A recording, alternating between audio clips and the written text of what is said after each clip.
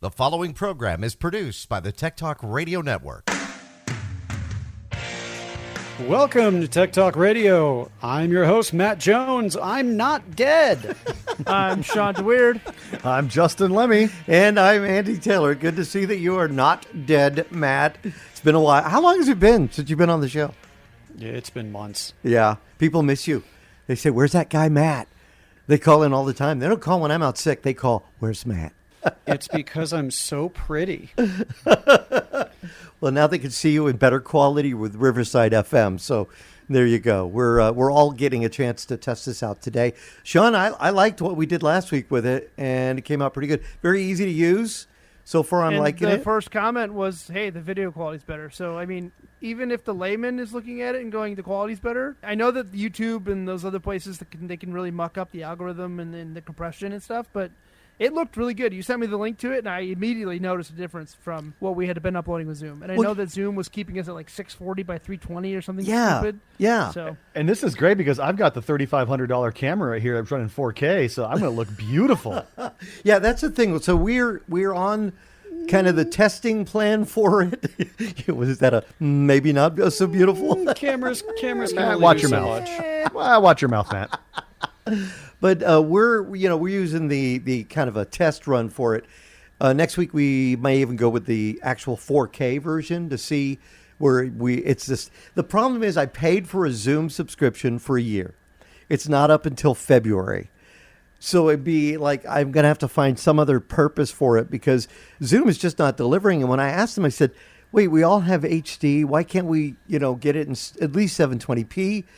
And they said to do that, it's about $2,000 a year. Just straight up tell them you're going to quit. Just straight up say, I'm moving to a different platform that's cheaper because your product sucks. Yeah, yep. It's just that's a what total letdown. You have to tell them that.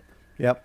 And the thing, one of the other reasons I do like Zoom, and I will give it to Zoom, is their AI transcription. So afterwards, I could go back and read what we said about in the show. And it's actually put together in a synopsis using AI. I don't do it word for word, but I go through it and I use it kind of as a template that gives me the ability to edit.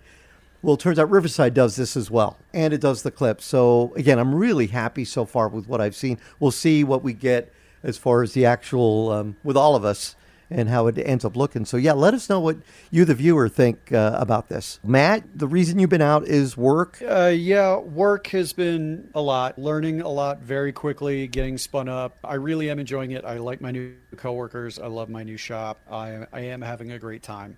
It has just been thoroughly kicking my keister. Yeah. And it's good. I'm learning a lot there. I'm learning a lot with stuff I'm doing on my home lab. I'm in a happy place. That's good. That's good. And I know, Justin, you were out last week because it's just been kind of nonstop for you. Is you gearing up for a new season or the wind down? Is that what finds you busy? Well, I mean, I'm gearing up for back to school. Kids going back to school. We're having to do a lot of last little day camp things. And then there's obviously days where I have to watch them the entire day. And having an 8-year-old kid running around, it's, he demands attention all the time unless you're putting him in front of a screen. So it's a challenge for that. But and work side, I'm just trying to wind down the season. We're getting close to the end of the season here, and things are busy. We're off season is kind of where we get busy with an IT. During the season, you can't really do much. Right. It's pretty much break fix. But when we get to the off season, when we're not in operation mode, that's kind of when we get busy. I'm kind of wondering, because you do an IT for different groups within an organization. And of course, one of the big things that we're talking about now, we're 2 months away now from Windows 10 end of life. Have you getting questions from some of your user base? Are they saying, what do I do? Is my stuff still going to work? Is there a misconception that suddenly their computers won't work anymore? Or are you making sure everybody's updated? Well, for the most part, we're completely updated. I mean, there's a few computers that we have to rely on that are Windows 10, but we've paid for the extended support. So we have, I believe, until 2027 before we have to really start thinking about what we're going to do here. But for the most part, we're on Windows 11 now. there's a lot of people out there that are still running Windows 10. In fact, there was that article I read about the guy from California suing Microsoft, saying that it's unfairly moving people to Windows 11. I think his argument was trying to prepare people for the AI model, and not really saying that Windows 10 is not a good operating system. He's saying it's a fine operating system, but you're just trying to want to push everybody to Windows 11 so you can run your AI models and stuff. So I don't know. That's going to be an interesting one to follow to see if that goes anywhere. But in terms of my world, we're pretty much on Windows 11. Did anybody think it was strange, though, that when Microsoft came out and made the announcement that, oh, well, we're going to find different routes for those that are still using Windows 10 and are not able, because not everybody can update. It's not a choice for many people. It's just you can't. You don't have the equipment. You don't have the TPM 2.0. You don't have a suitable processor. It's just not the right situation for you to be able to update. And then they came out and said, well, we're going to make it so that we can push security updates so they still can do it. But push security updates, not feature updates, but security updates, if you allow us to use OneDrive and you connect with a Microsoft account. Now, if you're like, I know most of us, I would think, that use a local account, suddenly now you're going to have to use a Microsoft account with OneDrive to be able to get that. Or you could pay around $30 and get the support for a year with the security updates. Is it make you feel like, wait a minute, so you can help us? You can give us what we've paid for? I think that's what the guy with the lawsuit is claiming. He's like, you are fully able to keep providing support for Windows 10. You don't want to provide support for Windows 10. So I think that's where this guy's lawsuit lies. I'm also remembering, like, back in the day when they were doing the initial press junkets for Windows 10, they were like, we are moving on from Windows 8.1, and there was much rejoicing. They're like, we're going to go to Windows 10, and I remember them being like, this is the last operating system from Microsoft you will have to buy, because we're just going to keep pushing feature updates and security updates and building it that way. We're not going to go past Windows 10. Fast forward to a few years later, they're like, introducing Windows 11, and everyone's like, wait a minute, you told us we didn't have to do this anymore. Mm-hmm. Like, this is not a feature update. This is a whole new operating system. If we think about it, Windows 11 has been around for how long? Like, was it 4 years ago that when it came out, that it was actually launched, 11? So, I mean, we've had all this time, and 10 has worked fine. 11 has worked fine. So why are they forcing this on the people? If they can do security updates for a year, they can definitely give it to everybody, and without them having to pay the $30. So is it corporate greed that's going to be a part of it, especially for companies? Because we talk about that $30 for a company, that's $30 per seat if they want to do that. Mm-hmm. We're in a situation where we have computers that run specific software, specific equipment. They're not saying a word. They haven't said anything about Windows 11 and what's going to be happening past October. Now, some people are saying, well, why are you guys even talking about it? Does it really matter then? It does from a security standpoint, because we still would hope that we'd have these security features that you'd be able to update. Well, somebody asked me, is this something that Malwarebytes could do? Could it? Did Matt fall asleep, or did his camera lock up? I think he froze again. He's back. He froze. I looked at Matt's camera, and I'm like, his eyes are closed. I think he fell asleep. We are all tired, so it wouldn't surprise me. Maybe our listeners are doing the same.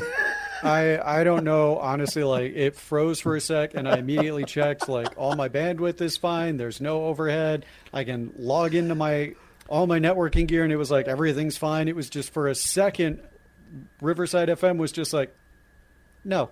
I don't think it's... Yep, and he's gone. Well, he'll come back in a second. All right, now, we didn't get a... What the heck is it doing to him? All right, so, Shawn, what about you? We didn't get a chance to hear from you. Like, what have you been working on? If you want to ask about Windows 10, so we were told... So the university has a very strict policy on when official support ends... You cannot have a device that's running that operating system on campus. Oh, wow. All right. So they will, I'm not joking when I say they will come to your office, knock on your door, and say, where is this device plugged into this switch, plugged into that port? It's running Windows 10. That's what they're doing right now. They're auditing us right now. Right. We have somebody from IT that's here in our office auditing our entire network stack and checking every computer to make sure it's got Windows 11 or the most up-to-date version of whatever Linux version we're running, whatever version of Mac OS we're running. Like, if it can't run the most recent version of Mac OS that's been verified or vetted by the university, it's gone. It's got to go. Well, now, so it's pretty wild. So my question before we had Matt fall asleep, the question was, could a third-party program like Malwarebytes, ESET, or any of those programs help provide that layer of security that Microsoft says, well, you'll lose if you don't update to Windows 11? For a layman? Yeah. Sure. Yeah, sure. I mean, you have people still running XP. You still have people running 7. No, I don't know Yeah. about. I mean, XP. Yeah, I don't know about that. There are still people running it because people don't know any better. I have seen countless YouTube videos of somebody who fires up a VM running Windows XP, and as soon as they enable that network adapter, within like 30 seconds, they've got like 15 pieces of malware, viruses, just simply being connected to the internet. Like, they don't even go and browse anything. So I highly doubt anyone's actually running XP. Well, that's a good point, though. And here's something else, too. If you run Windows 10 and you're not connecting to the internet, it's just to do something within your network that's not connected to the internet, you really don't have to worry about it at that point. You're not going to get some feature updates, but at that point, it's not going to be too much of a security risk. We had Windows XP here at the radio station up until 3 years ago for doing our music and playing our automation. It was a system that Google actually had bought. Scott Studios became Google, and then, of course, that's what did it. And it just was not connected to the internet. It was connected networking from the studio to the production room, and that was about it. So we really didn't have to worry about it. I'll tell you, making the update to Windows 10 was kind of sweet. It was nice. Just a little better. We're still not connected to the internet. They're just connected within the network, and that's it. So, I just wonder how many people are fearful that Windows is going away. I did a TV segment on Monday about this, and there's a lot of people that are really frightened about that. But with these two options, it still makes you wonder, what the heck is going on? Hey, couldn't they just give that to you anyways? For a price, I guess. I don't know. I kind of wonder, too, about third-party companies that they don't make the software anymore. Somebody was using Windows 10, and they want to start using Windows 11, and they can't update it. And now they're not going to be able to use that third-party software. I ran into that with Creative Suite 5.5. I couldn't get it activated anymore. Speaking of just internet in general, I mean, running an old operating system on the internet is just definitely not something that you should be doing. Definitely not. Yeah, no, like I said, XP or whatever. You want to keep yourself updated as best as you possibly can. I do know people out there are still running Windows 7. And I guess Windows 7 still gets, it doesn't really get any, feature updates. It might get a few security updates or anything, but it's just going to go the way of XP. I would just say, look, we talked about it a couple weeks ago. If you're concerned about having to constantly buy a new operating system over and over and over, do what we talked about a couple weeks ago. Run Linux. Yeah. And Linux is getting so much more exposure now. There's more people writing about it, more people talking about it, more people testing it out.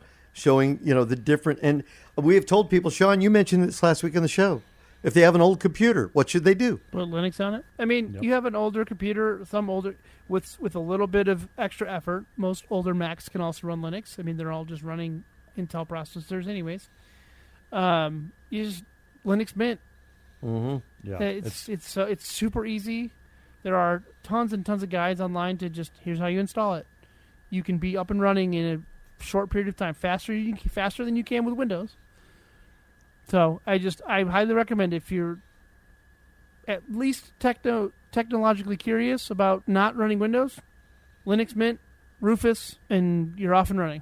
Shawn, you're kind of you're the Mac guy out of the group. I think, I don't know, Justin, you're not a Mac guy, right? Mm-mm. No. So I'm just wondering, Shawn, do you think this will cause some people to say, I'm going to go ahead and try Mac? Oh, 100%. So I have a coworker who just said, I'm done with Windows. I'm done. Loved how the M4 chips worked. Supports everything we need to do. We mostly have Macs at work. so he was kind of getting introduced to it there too. But he either runs Linux or runs Mac. Right. He just kind of got fed up with Windows 11, the bloat, the ads, the complications of what I think the Copilot stuff, and then the recall portion of it kind of triggered him in terms of his vantage point on privacy and security. So I think he kind of got spooked by that. Is recall so much better? Is recall still a thing though? I mean, is that to me? It was like everybody's talking about it, and then it was like, I think they recalled recall. I know you could turn it off. So Can I don't you? know, but Yeah. Linux.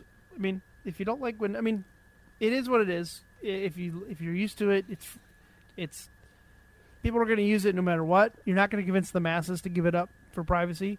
This is the part where we really needed Matt back in the conversation right here, because he recently just went through the whole process of just getting rid of big tech from his house. I mean, he talked a little bit about in pre-show, getting rid of all of his Google speakers, his Amazon Alexas, his Nest doorbell, all that stuff, because they're just, it doesn't matter. Even if he was telling me privately, he was like, yeah, we turned off the microphones on our speakers, and we would be having conversations, and yet we'd still get ads based on that, even though the microphones were turned off, quote unquote, air quotes there, turned off. Now, some listeners may not know what you're talking about, because some of this technology that we bring into our homes, and we think it's cool to be able to ask a device to play a song for us or set a timer. I every night I mentioned the other day, I set mine to wake up to a certain song or certain artist every morning at 4:50 in the morning. And I looked at Gloria and I said, man, to think we used to do this with an alarm clock, or that old AM FM radio clock. You remember those things? Now you just do it with your voice. But some people don't understand that stuff that they are talking about, suddenly they get ads on their Google accounts or while they're browsing that were stuff that they were talking about. You saw this firsthand, Justin. Well, yeah, absolutely. Yeah. I mean, I'll reiterate what happened a long time ago. I just kind of tested it. I walked around the house and we had Amazon Echo, the Alexa, right? And we had a couple Google speakers. And I'd walk around the house and I would just casually mention the words Lamborghini, Ferrari, Porsche, just randomly. I wasn't talking about them. I would just say the name Lamborghini, Ferrari, Porsche over and over and over for about 3 days. And then all of a sudden, all my social media accounts, Reddit and Facebook and whatever, my Google ads, all of them were for luxury vehicles. Wow. And you had not... Just this past weekend, we went to Gen Con in Indianapolis, which is gaming, tabletop dice. Literally all of Caitlin's social media is now dice and board games. Oh, you're all kidding of her me. ads. All of her ads are for dice. Here's where you can get dice. Well, that's just because they track you on your phone.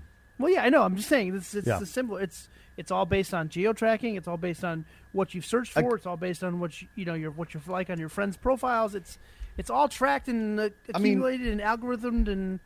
Again, it goes back to the old adage: if you're not paying for the product, you are the product.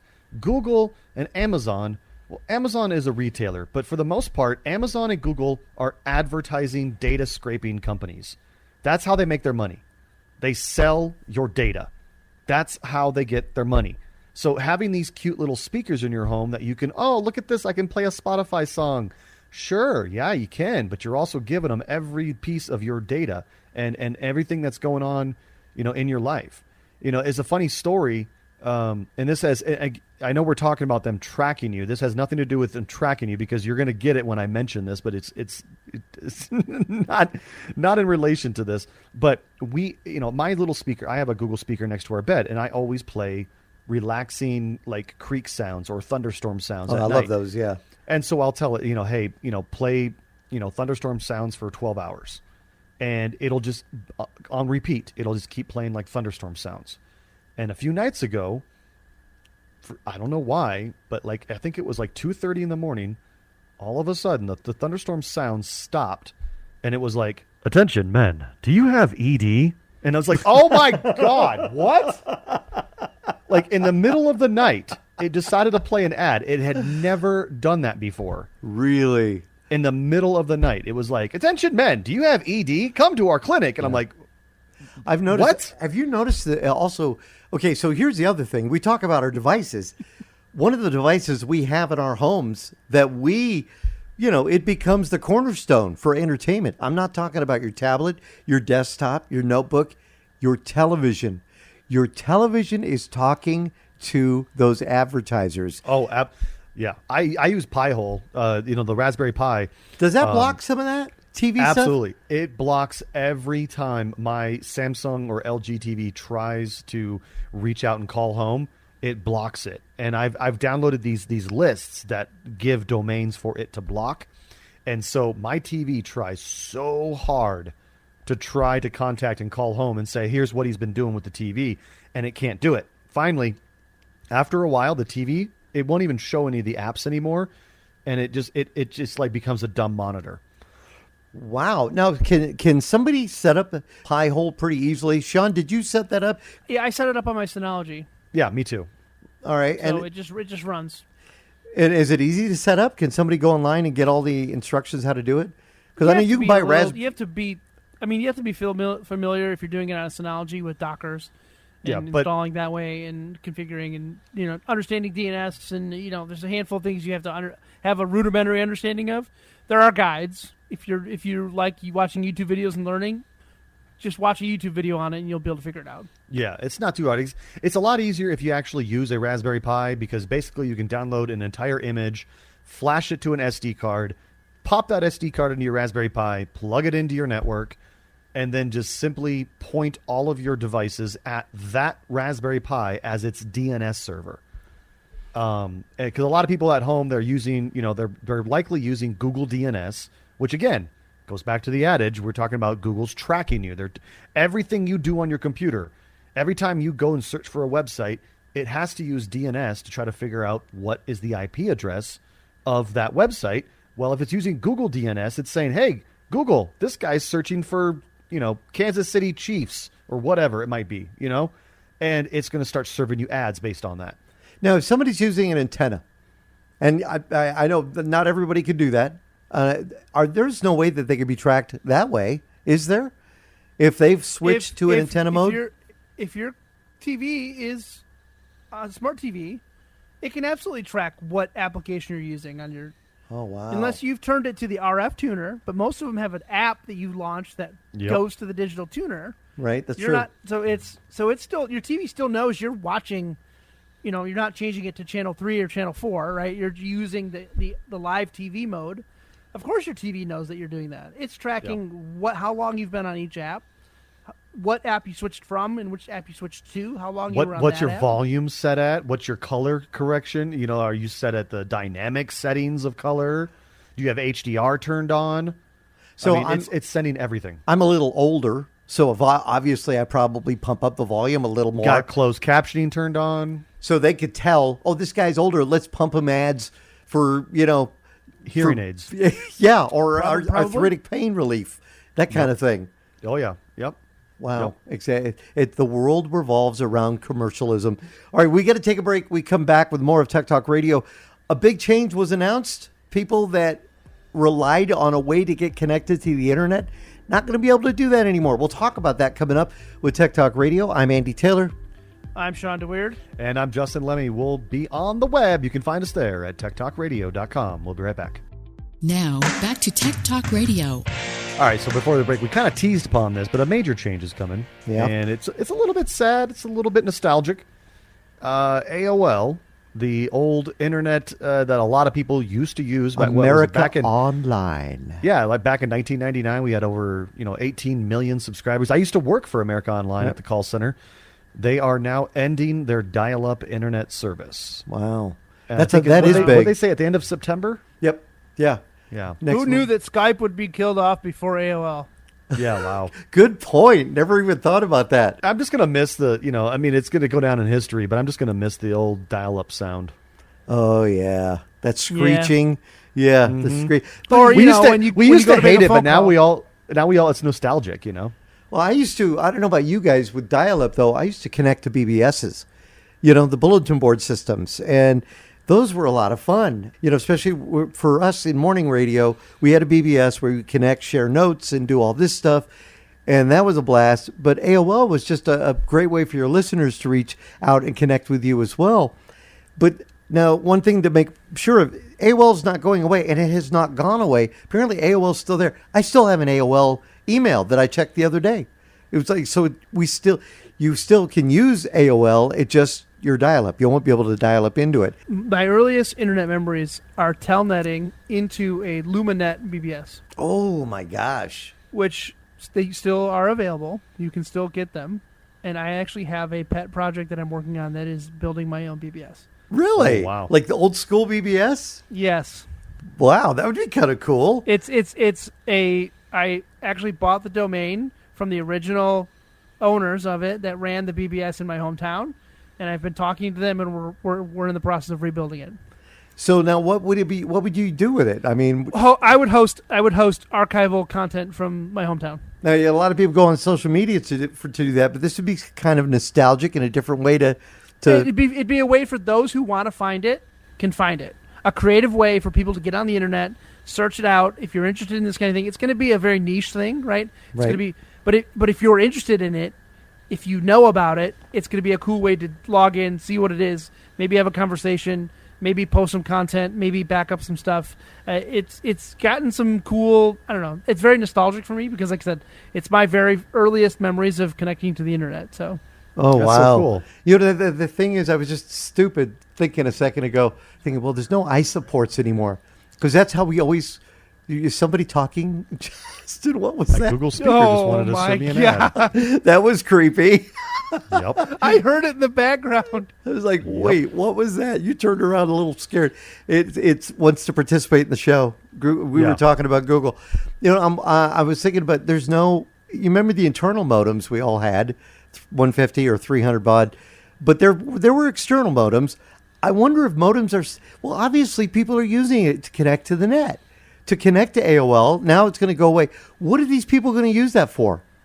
Can they still? It's not like AOL was the only service, right? There are other dial-up providers that have services still, but realistically, Starlink, it's a little bit more money, but it is significantly more reliable. They've only had 2 major outages over the last year and a half, 2 years. That have been resolved within 30 to 36 hours or so. Realistically, that's your best option for a way better bandwidth. Yeah, there are other smaller local, a lot of like co-ops that serve like farm communities and stuff that will provide you with dial-up. But a lot of them, you know, my mom lives in a very, very small town, a town of probably less than 1,000 people, and they actually have a local co-op. Which means it's kind of owned by everybody, that actually provides cable internet and cable TV. So even in a small little town of like 1,000 people, that can serve that kind of area. But then when you go out of town, you know, to a certain range, I don't know what their range is, then you're left with, you know, being on cellular internet or Starlink or possibly dial-up. That company does provide dial-up to some of the farm communities around, but and it's not AOL. And people forget too, as the providers jump higher to like the 5G, those frequencies don't travel as far. So now you have more cell phone towers in shorter distances because you're trying to serve. It's like 1,500 feet line of sight from a tower that serves 5G ultra wide. So if you're looking to get that ultra high bandwidth from a cell phone plan, you're going to have to just accept that you're going to see more cell phone towers. Now, I'm wondering. Like when we go with options, we all think about how we have gone on this internet thing. I remember moving from Coachella, California, to here in Tucson. I was so excited because we had, you know, it was a faster connection and it was so exciting. We're getting right now, as I speak, in the front yard. My front yard's dug up because Wired is coming through and laying the fiber. I took a picture of the cables. I'll put it up on our blog. Of the cable line, because they're all gone. So I took off one of the cones and took a picture of the cable line itself as they're fishing it up the street. I don't know, is fiber going to be really something that I would say, okay, time to leave Xfinity and go with this wired fiber? Absolutely. I did it 1 year ago. Right? I left Xfinity. Metronet came around, put flyers under doors, said, in 6 months, we're going to have 1 gig service. Great. Perfect. It was reasonably priced. It was only $80 a month for 1 gig. that's really good. Yeah. I was paying $65 for 300 down, but God knows what my speed was up with Xfinity. And so I went with Metronet. It's been great. Maybe one outage since we've gotten it. The downside, about 2 weeks ago, they announced they got bought by T-Mobile. Oh, so what happens? So don't know what that means for me. Am I going to be a T-Mobile customer now? Because I've been getting inundated with, hey, you now have T-Mobile because you have Metronet. Come buy our cell phones. And I'm like, I don't want T-Mobile. Yeah, I know T-Mobile has been in Green Valley. I know that that's been one of the options for people. And that's the downside to these companies. We had, actually, it was a different company completely that was going to first be coming in here. And then all of a sudden, the work stopped because they were going up the street marking where they were going to be doing all the work. And then it stopped. And then about a month later, it was announced Wired was taking it over. And that's the thing. You never know. They might come in and be there for a while. One thing you can say about Xfinity is that it's been there for a while. Now, their new ad campaign, I don't know if you guys have seen this, is, the Wi-Fi is booming because they're talking about that you have an Xfinity account and connect to Wi-Fi wherever you're at. Wi-Fi, Xfinity is my wireless provider now. I switched from Verizon to Xfinity, but now I don't know what's going to happen if I decide to go with this wired service. I'm just going to say I caution against, I'm always skeptical about this, and I'm skeptical about that connect anywhere wirelessly because it's so shady, I think, because you never know what the access point is when you're connecting wirelessly. Yeah, it's an Xfinity access point, but some people's Xfinities in their homes, just like Amazon tried to do with Amazon Sidewalk, they allow people to turn on their access points so you can connect in areas that may or may not have wireless coverage. So you don't know where your data is going. Oh, it's protected end-to-end. It's encryption. But you never know who's sniffing that. You never know who's looking at that. Can go into your settings and you can say that you opt out, that you don't want to be able to share your connection. But either way, you're right. But realistically, what users doing that? Yeah, no, there's not a lot of I mean, people that's a lot. There are some people that are like tinfoil hat and will go in and turn all that stuff off. But the generic user is not turning that off. Right.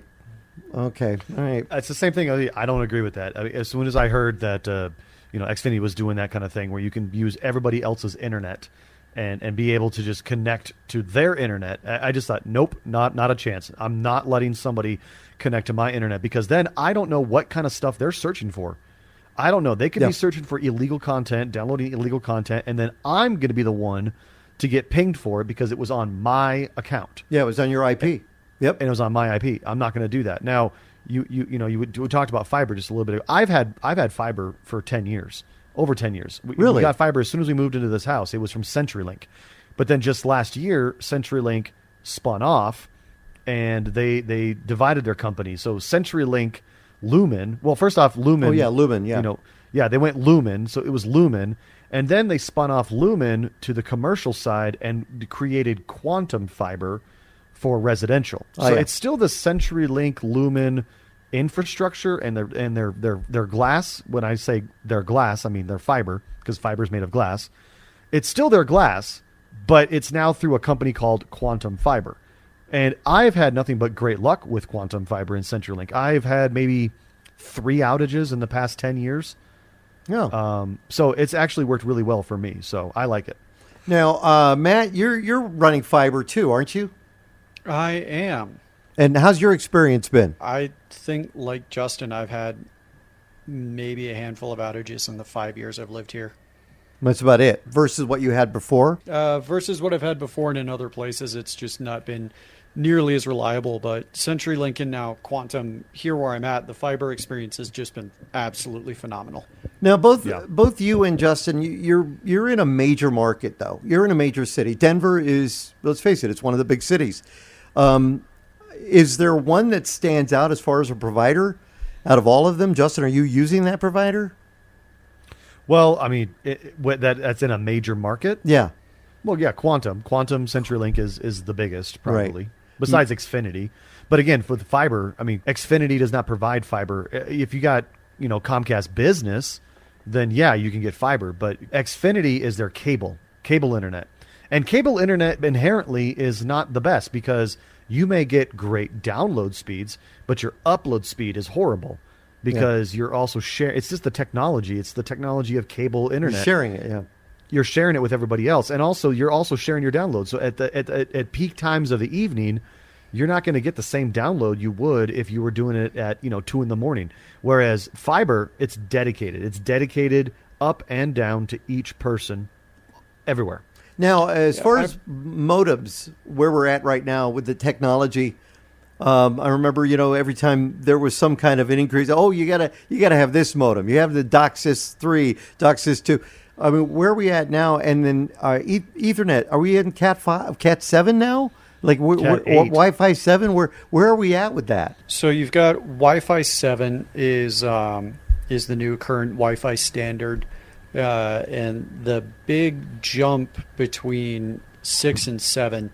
7 was dedicated to just punching as much speed through as possible.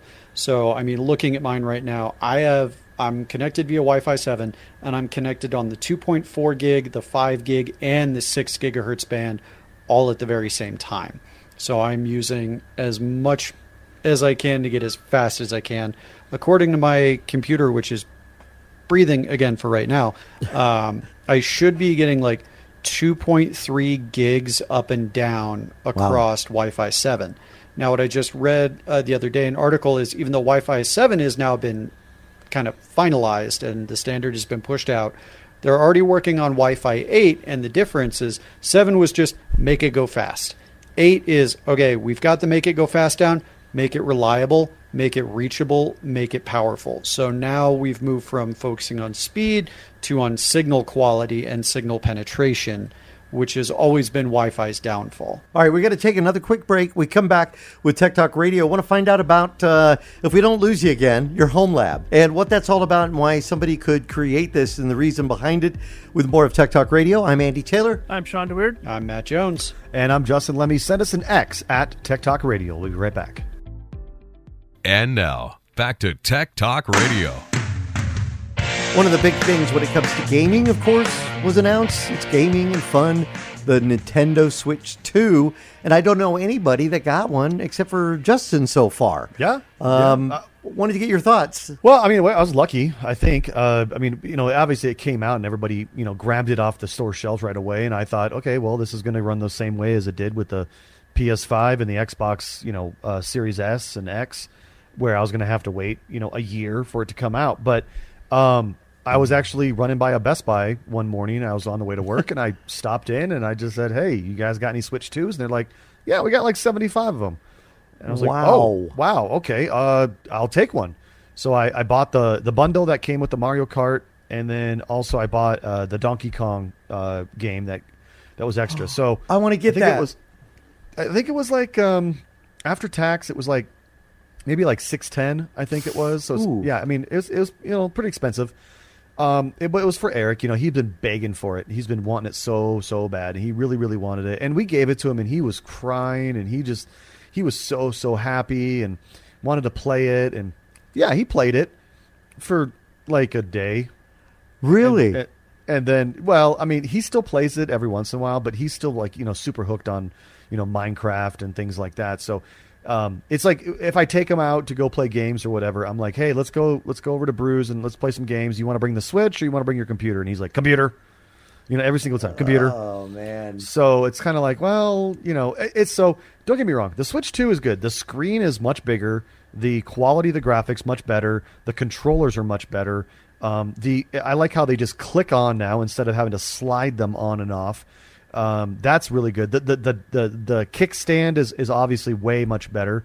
So overall, it's a great new system. I just think there's just as any new console that comes out, there's not a lot of games for it. Now it still does run the original Switch games, and some of the Switch games are actually run with increased resolution, like they're upscaled. Mm-hmm. But for the most part, most of the games are just kind of run at the standard thing. And they're coming out with some remakes. I mean, they're coming out with The Legend of Zelda, all the ones that were for the Switch, original Switch. They're like remaking them for the Switch 2. And I'm just like, that's kind of more of a gimmick. So I think it's going to be time will tell. Let's see what kind of games come out for it. I think Metroid Prime 4 is going to come out. I think there's going to be a new Smash Brothers. I think I heard a rumor about that.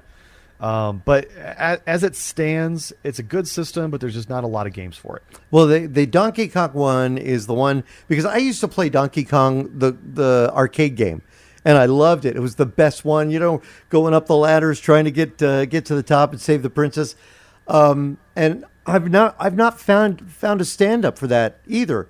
So just to be able to play Donkey Kong, I think would be a blast. This is not the same kind of Donkey Kong that you would think. This Donkey Kong is more like Super Mario Galaxy. It's open world. You're smashing through things. You're smashing into, the ground, and you're digging your own tunnels in the ground. It's kind of like it's a different style of open world. It's very, very interesting. I've never seen anything like it. You can kind of forge your own way through the level. You don't have to run along the beaten path as per se. You can literally punch your way through a wall and then connect up with the next part of the level way down the line. So it's kind of like this giant sphere inside of a game, and it's completely destructible in every sort of way, and you can just kind of complete the level how you want to complete the level. So that's kind of interesting about it, but it's a little bit confusing unless you know what you're doing. Well, I know that you have to bounce out, but before you do, I wanted to tell you Turtle Beach made an announcement. I don't know if you saw this. They're putting out a budget headset for the Switch 2. Going to be out September 3rd. And I thought, oh, cool, right? How much is it going to be? $70, $80? $27. What? Yeah, $27. It's a wired headset. It's not wireless, but $27 to $28, making it very affordable. So you've invested the money in the Switch 2, and now you can have a headset to go with it. So that's awesome. That works out pretty good. Anyway, listen, hopefully you'll be able to join us next week, because I know you got to bounce out. But now we want to find out about the home lab. So, Justin, thanks again. And Matt, can you tell us about your home lab? Absolutely, my wayward little child. Never been called that before. I have such a love-hate relationship with this thing at this point. So back when I first started this, I was like, I'm going to use this as a learning experience. I'm going to repurpose old hardware, and kept going through iterations where I'd get to a certain point, break the whole thing, have to restart. At one point I was like, I'm going to do this via Ansible and Terraform. It's going to work great. Right. And then I pushed an update that destroyed the entire open SSH stack across every machine, and I could no longer log into any of them. Oh, not good. I was like, all right, so we're going to start again. And I'm going through, and then I started realizing, I was like, this one node is being really, really weird. And it was like a 10-year-old machine. I ran some checks on it, and it was dying. So the lab now currently consists of a Lenovo ThinkCentre Mini, an old Dell Optiplex. I got both of those off eBay. They're refurbished for really inexpensive. I don't want to say cheap, just inexpensive. There's an actual eBay store, the Nevada School for the Blind, and they refurb hardware and sell it out. And it's a way they make money, but it's great hardware at a really low cost.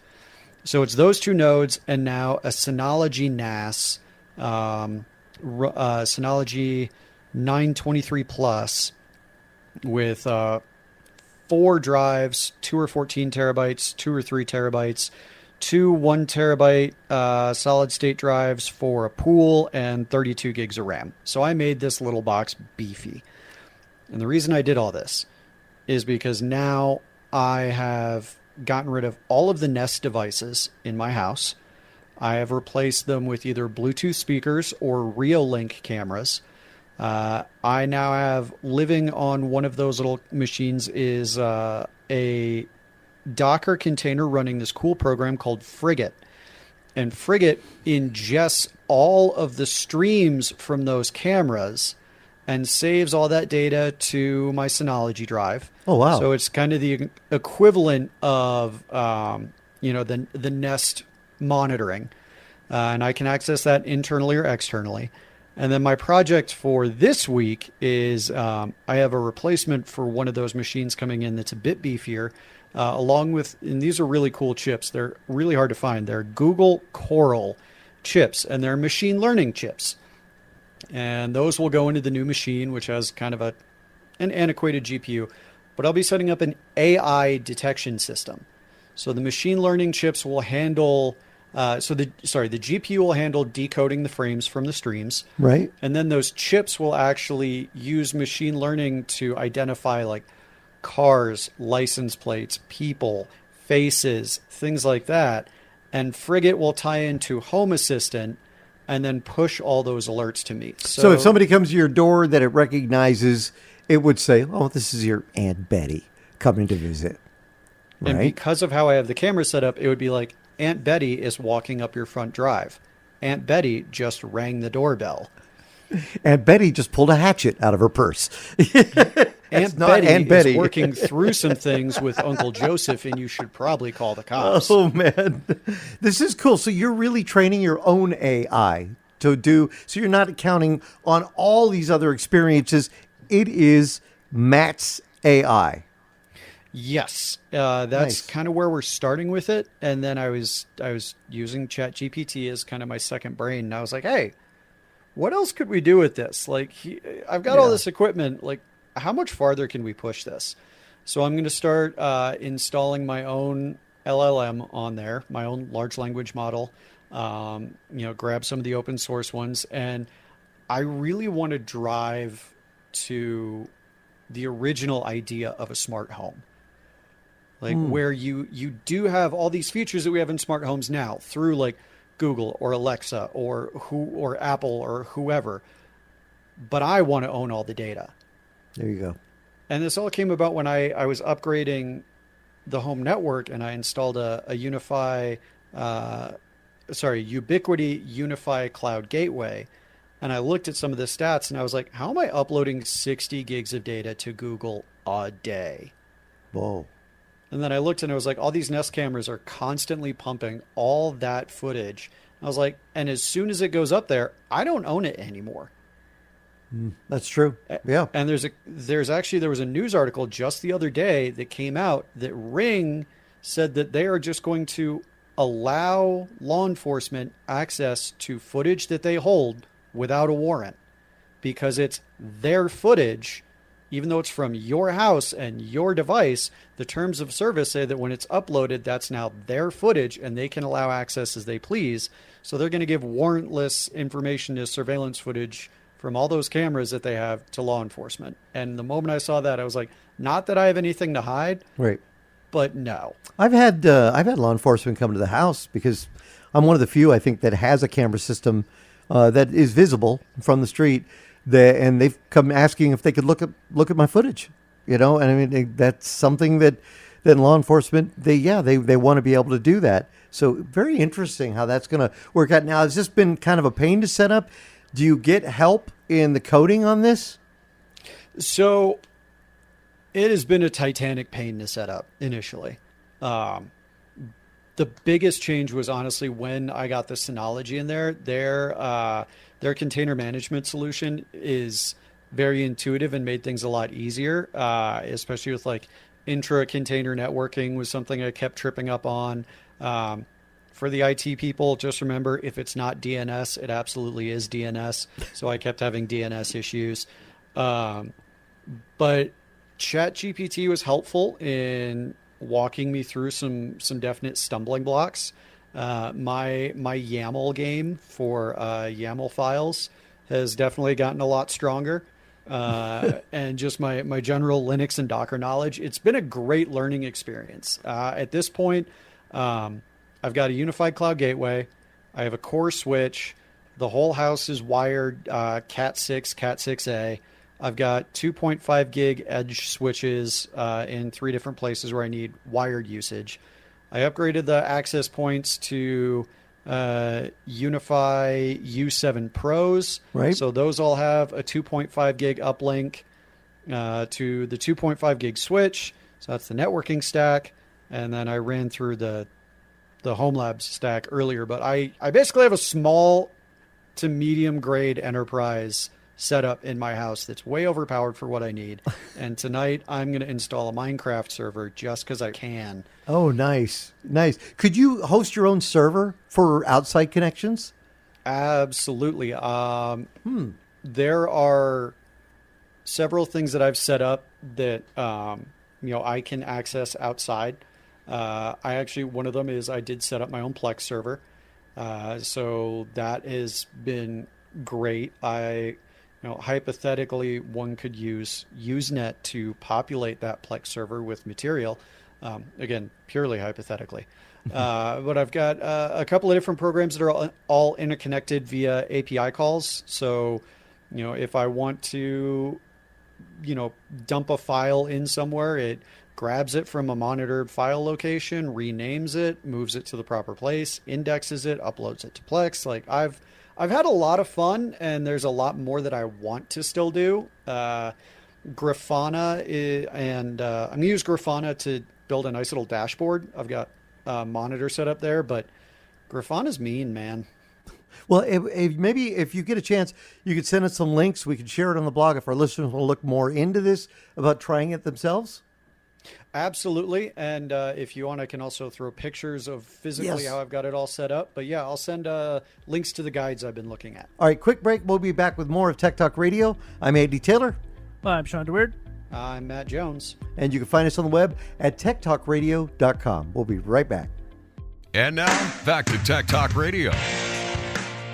It was announced this week that many people have been fans and waiting for the next Battlefield video game. If you like playing games and you've played the Battlefield franchise, that there was going to be, number one, a release date they got for, I believe it's October 10th for Battlefield 6, but they're giving people a chance to try it out. And that's an open beta. Yeah, open beta. The open beta will run over 2 periods of time, August 9th and 10th and August 14th and 17th.